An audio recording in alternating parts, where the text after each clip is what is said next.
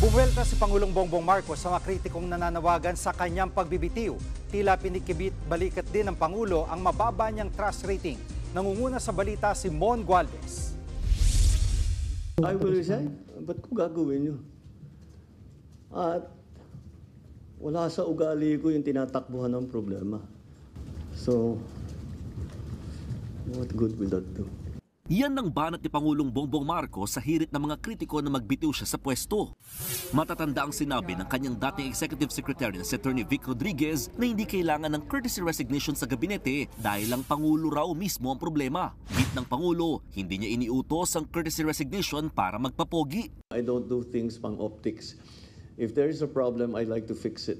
Tila ay pinagkibit-balikat naman ni PBBM ang resulta ng Pulse Asia Survey kung saan sumadsad sa 32% ang kanyang trust rating, mas mababa kumpara sa 50% ni VP Sara at 63% ni dating Pangulong Rodrigo Duterte. Well, again, let's look at other surveys before we act. Know your source. Imperfect information makes you make imperfect decisions. Pinalagan din ng Pangulo ang hirit ng ilang kaalyado ng mga Duterte na ibalik muna sa Pilipinas ang dating Pangulo bago siya makipag-ayos.